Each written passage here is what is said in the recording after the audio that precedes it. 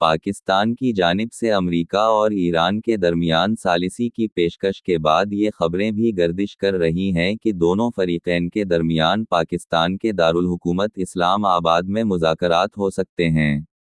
کیا یہ مذاکرات ممکن ہو پائیں گے یا نہیں، اور اگر واقعی میں پاکستان کی پیشکش پر ایران اور امریکہ رضامند ہوتے ہیں تو اسلام آباد میں ہی بات چیت ہوگی اور ان میں کون کون شامل ہوگا؟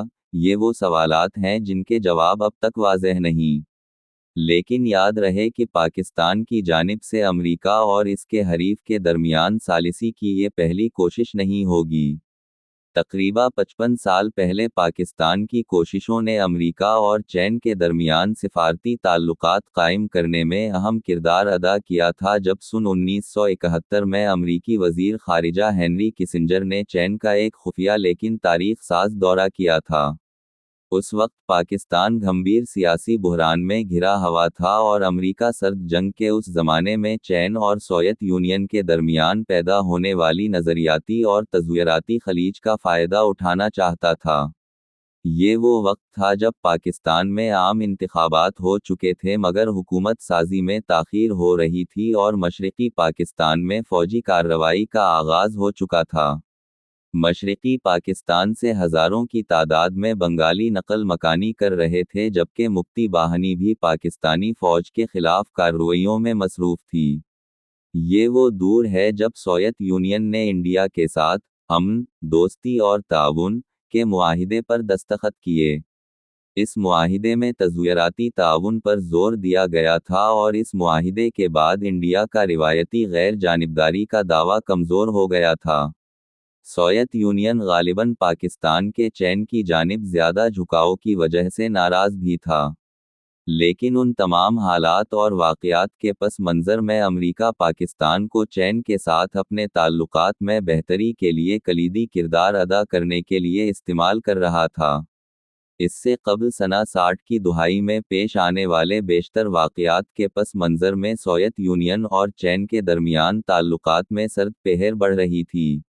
مغربی ممالک اور خاص کر امریکہ ان عالمی حالات کا بغور جائزہ لے رہے تھے، لیکن اب تک کسی نے دو کمیونسٹ حکومتوں، چین اور سوویت یونین، کے اختلافات کے فائدہ اٹھانے کو کوشش نہیں کی تھی۔ رچرڈ نکسن پہلے امریکی رہنما تھے جنہوں نے اس کام کا آغاز کیا۔ صدر بننے سے پہلے ہی انہوں نے ایک آرٹیکل میں چین کے ساتھ تعلقات بہتر بنانے کی ضرورت پر زور دیا تھا۔ صدر منتخب ہونے کے بعد سن 1969 میں انہوں نے پاکستان کے اس وقت کے صدر یحییٰ خان سے چین سے خفیہ رابطہ کاری کے لیے مدد مانگی تھی۔ اس خفیہ دورے کا مکمل منصوبہ کیسے بنایا گیا اور اسے دنیا کی نظروں سے مکمل مخفی رکھنے کے لیے نقلی کسنجر کی سربراہی میں ایک وفد کو پرفضا پہاڑی مقام مری کیسے بھیجا گیا، اس کی تفصیلات آگے چل کر۔ اس سے پہلے ان ذرائع کے بارے میں جاننا ضروری ہے جو امریکہ چین سے رابطوں کے لیے استعمال کر رہا تھا۔ چین سے رابطوں کے کئی چینلز۔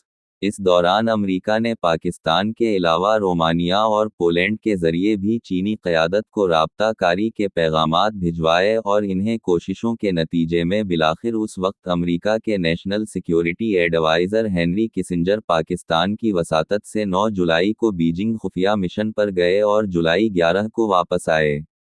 کسنجر کے اسی خفیہ دورے کے اگلے برس فروری میں صدر رچرڈ نکسن نے چین کا دورہ کیا، اور اس طرح عالمی بساط پر امریکہ نے دو کمیونسٹ طاقتوں کے درمیان اختلافات کو اپنے لیے استعمال کرنے کے پروگرام کا آغاز کیا۔ رچرڈ نکسن سن 1967 ہی میں چین سے تعلقات میں بہتری کا اشارہ دے چکے تھے، تاہم اس کا عملی آغاز جنوری سن 1969 سے ہوا، یعنی نکسن کے عہدہ صدارت پر براجمان ہوتے ہی۔ اگرچہ پولینڈ کے ذریعے سفیروں کی سطح پر ہونے والے رابطوں کی بدولت امریکہ کو یہ اندازہ ہو گیا تھا کہ چین بھی امریکہ سے تعلقات کی بہتری میں دلچسپی رکھتا ہے، لیکن ٹھوس پیش رفت کے لیے ابھی کوئی کام نہیں ہوا تھا۔ صدر رچرڈ نکسن 1 اگست سن 1969 کو پاکستان کے 2 روزہ دورے پر آئے، جہاں ان کی صدر آغا محمد یحییٰ خان کے ساتھ ملاقات ہوئی، اور اس طرح چین سے رابطے کے لیے امریکہ نے پاکستان کو بہترین ذریعہ قرار دیا۔ خفیہ رابطہ کاری کا آغاز بات انتہائی صیغہ راز میں رکھی جا رہی تھی۔ خفیہ رکھنے کی وجہ سے صدر یحیی خان اس مخمصے میں رہے کہ آیا انہیں اس وقت چین کے وزیر اعظم چو این لائی کو پیغام بھجوانا چاہیے یا وہ انہیں یہ پیغام اس وقت دیں جب ان کی بالمشافہ ملاقات ہو۔ ادھر کسنجر نے دفتر خارجہ سے بھی اس کوشش کو خفیہ رکھا۔ آرکائیوز کے مطابق صدر نکسن چاہتے تھے کہ صدر یحیی خان اپنی کسی معمول کی ملاقات میں چینی رہنماؤں کو امریکہ کی اس خواہش کے بارے میں آگاہ کریں۔ انہوں نے اس وقت پاکستان کے امریکہ میں سفیر آغا حلالی کو بتایا تھا کہ اس معاملے پر امریکی حکومت میں سے صرف کسنجر رابطہ کیا جائے گا۔ جولائی اور اگست میں نچلی سطح کی رابطہ کاری کے سلسلے میں پیش رفت ہونا شروع ہوئی۔ پولینڈ کے ذرائع سے بھی رابطے قائم ہوئے، لیکن اکتوبر 16 کو ہینری کسنجر نے صدر نکسن کو آگاہ کیا کہ پاکستان کے سفیر آغا حلالی نے ان سے ملاقات کی ہے اور بتایا کہ صدر یحیی کی چینی رہنماؤں سے ملاقات سن 1970 کے اوائل میں متوقع ہے۔ حلالی یہ جاننا چاہتے تھے کہ امریکہ پاکستان کے ذریعے چین کے لیے کس قسم کا پیغام دینا چاہتا ہے۔ اس پر کسنجر نے کہا، صدر یحیی جب چینی رہنماؤں سے ملاقات کریں تو انہیں آگاہ کریں کہ امریکہ اپنے بحریہ کے 2 بحری جہاز، ڈسٹروئرز، آبنائے فارموسا سے ہٹا رہا ہے۔ تائیوان کا نام فارموسا بھی رہا ہے۔ اسی برس امریکہ نے چین کو ایسے مزید اشارے دینا شروع کر دیے جن سے چین کو یقین ہو کہ امریکہ تعلقات کی بہتری میں سنجیدہ ہے۔ ان میں چین پر امریکہ کی چند زرعی مصنوعات خریدنے کی پابندیاں ہٹانے سے لے کر دیگر سرگرمیوں کے آغاز کے بھی اشارے تھے۔ ہینری کسنجر کا پاکستان کے صدر یحیی خان کے ساتھ آغا حلالی کے ذریعے مسلسل رابطہ تھا۔ یحیی خان نے کسنجر کو بتایا کہ چینی رہنما امریکی کوششوں سے خوش ہیں لیکن وہ یہ نہیں چاہتے ہیں کہ امریکہ چین کی رضامندی کو چین کی کمزوری سمجھے۔ کسنجر نے فروری سن 1970 کو یحیی خان کو کہلوئی کہ وہ چینیوں سے کہہ دیں کہ امریکہ چاہتا ہے کہ یہ سارا معاملہ پریس سے پوشیدہ رکھا جائے، اور اس کے لیے امریکہ پیکنگ، بیجنگ کے ساتھ براہ راست رابطہ قائم کرنا چاہتا ہے جسے وائٹ ہاؤس کے علاوہ کوئی باہر کا شخص نہیں جانتا ہوگا۔ تائیوان کا نازک مسئلہ۔ اس دوران امریکہ نے تائیوان کے سربراہ چینک کائی شیک کو بھی اعتماد میں لیا جو عوامی جمہوریہ چین سے امریکہ رابطوں کی کوششوں پر خوش نہیں تھے۔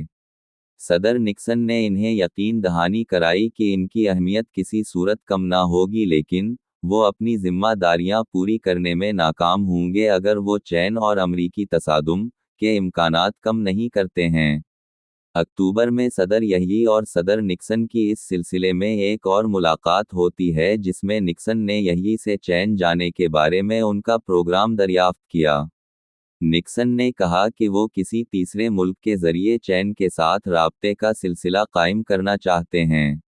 رابطوں کا یہ سلسلہ رومانیہ کے صدر نکولائی چاؤشسکو کے ذریعے بھی چل رہا تھا۔ کسنجر نے صدر چاؤشسکو سے ملاقات کی اور انہیں بتایا کہ امریکہ چین کے ساتھ رابطے کا براہ راست سلسلہ قائم کرنا چاہتا اور یہ کہ وہ چین کے ساتھ تصادم نہیں چاہتا ہے۔ چاؤشسکو نے امریکی پیغام چین پہنچانے کا وعدہ کیا۔ سفارت خانے کے مراسلے میں خفیہ سفر کی مزید تفصیلات بھی دی گئی تھیں۔ پرنسپل ٹریولر، کسنجر، سیاہ چشمہ اور ایک ہیٹ پہنے ہوئے ہوں گے۔ سائیڈ ٹریپ، چین کے سفر کے دوران ان کے ہمراہ ونسٹن، لارڈ ہولڈریج، سمائر اور 2 خفیہ ایجنٹس ہوں گے۔ ہینری کسنجر کے ایک سٹاف افسر سانڈرز راولپنڈی ہی میں ٹھہریں گے۔ ایک اور سٹاف افسر ہیلپرین اسلام آباد میں امریکی سفیر فارلینڈ اور ایک تیسرے سیکریٹ ایجنٹ کے ہمراہ ایک پہاڑی مقام مری کی جانب روانہ ہو جائیں گے جبکہ سانڈرز ایک گیسٹ ہاؤس میں قیام کریں گے۔ پارٹی میں شامل 2 لڑکیوں، ڈائن میتھیوز اور فلورنس گوائر کو علیحدہ سیف ہاؤس میں رکھا جائے گا۔ پارٹی کے اسلام آباد آنے تک اس کے تمام ارکان کو، سوائے 3 سیکریٹ سروس کے ایجنٹوں کے، باقی جو کہ سفارت خانے میں ہوں گے، کو آگاہ رکھا جائے گا۔ اس مراسلے میں یہ بھی کہا گیا کہ فارلینڈ کو اس بات کے لیے بھی راضی کیا جائے کہ سفارت خانے کا ڈاکٹر پہاڑی مقام پر ان کے ہمراہ نہ جائے، اور اس کا بہترین ممکنہ طریقہ یہ ہے کہ ہیلپرین اپنے فیلڈ سٹیشن سے سانڈرز کو فون کریں اور کہیں کہ پرنسپل ٹریولر آرام کر رہے ہیں اور وہ تنہا رہنا چاہتے ہیں اور ضرورت پڑنے پر ڈاکٹر کو فون کریں گے۔ آغا حلالی کے صاحبزادے ظفر حلالی، جو خود بھی سفارت کار رہے ہیں، بتاتے ہیں کہ جب کسنجر چین کے دورے پر روانہ ہو رہے تھے تو اسی وقت پہاڑی مقام مری کی جانب ایک نقلی کسنجر کو روانہ کیا گیا تھا تاکہ یہ تاثر یقینی بنے کہ وہ مری آرام کے لیے جا رہے ہیں، نہ کہ کسی خفیہ مشن پر۔ اس کے علاوہ ایک بوئنگ میں سفری سہولتوں اور حفاظتی انتظامات کا ذکر کیا گیا اور یہ بھی بتایا گیا کہ جب جولائی 11 کو طیارہ چکلالہ ایئرپورٹ پر اترے گا تو اس پارٹی کو گھما کر گیسٹ ہاؤس لے جایا جائے گا تاکہ یہ تاثر دیا جائے کہ یہ پہاڑی مقام سے آئے ہیں۔ اس کے بعد پرنسپل ٹریولر کسنجر صدر سے ملاقات کریں گے اور اس کے بعد وہ ایئرپورٹ کے لیے روانہ ہو جائیں گے جہاں سے ان کا طیارہ پیرس کے لیے پرواز کر جائے گا۔ سب باتیں منصوبے کے مطابق ہوئیں اور تاریخی دورہ کامیاب رہا۔ چین واپسی کے بعد پیرس سے ہوتے ہوئے کسنجر واشنگٹن ڈی سی پہنچے اور پھر جولائی 15 کو صدر نکسن نے کسنجر کے چین کے خفیہ مشن کے بارے میں ایک بیان جاری کیا۔ ہینری کسنجر نے سن 1971 میں چین کا 2 مرتبہ دورہ کیا، ایک مرتبہ جولائی میں اور پھر اکتوبر میں۔ چین کی جانب سے کسنجر کے ساتھ مذاکرات میں وزیر اعظم چو این لائی نے حصہ لیا۔ بات چیت کے آغاز میں دونوں کے درمیان تائیوان کے معاملے میں اختلاف تھا لیکن کسنجر نے چین کے موقف کو تسلیم کیا۔ اس ملاقات کے نتیجے میں ہینری کسنجر نے ویتنام، مشرقی ایشیا اور جاپان کے بارے میں چین سے اہم معاملات پر بھی کافی کچھ کامیاب مذاکرات کیے۔ اس کے علاوہ چین کے ساتھ سوویت یونین کے خلاف ایک متفقہ موقف بھی بنانے کی بنیاد بنائی۔ کسی بھی اعلیٰ امریکی عہدیدار کا چین کا یہ دورہ پاکستان کی وساطت سے ممکن ہوا تھا اور اس میں صدر نکسن کے کہنے پر پاکستان کے صدر یحییٰ خان نے اہم کردار ادا کیا تھا جنہوں نے چینی رہنماؤں کو اپنے اثر و نفوذ کے ذریعے بات چیت کے لیے قائل کیا، اگرچہ ان حالات میں چینی بھی امریکیوں سے تعلقات کے خواہاں تھے۔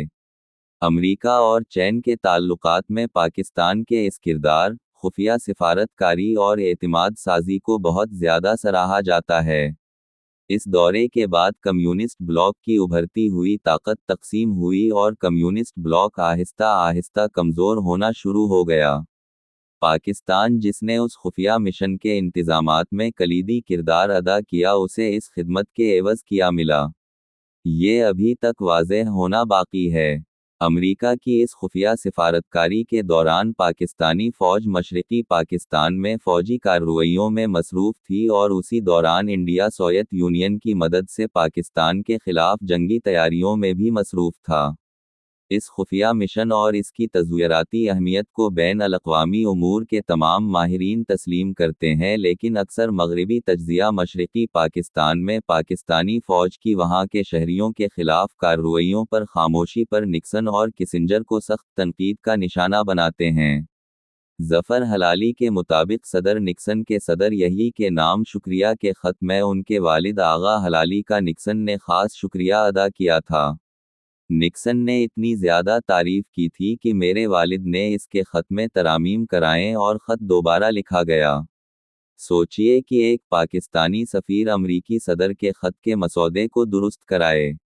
پاکستانی سفارت کار ظفر حلالی کہتے ہیں کہ نکسن کا اظہار تشکر کافی نہیں سمجھا جا سکتا ہے جب تک کہ اس بات کا یقین کریں کہ اندرا گاندھی مغربی پاکستان کو فتح کرنا چاہتی تھی اور نکسن نے کہا کہ ایسی کسی بات کی اجازت نہیں دی جا سکتی ہے۔ بہرحال یہ بات تاریخ میں ہمیشہ متنازع رہے گی کہ امریکہ نے پاکستان کو استعمال کرنے کے بعد پاکستانی فوج کے مشرقی پاکستان میں مبینہ جرائم کو نظر انداز کر کے اسے انعام دیا یا سوویت یونین کے حمایت یافتہ انڈیا کو مغربی پاکستان پر قبضہ کرنے سے روکا۔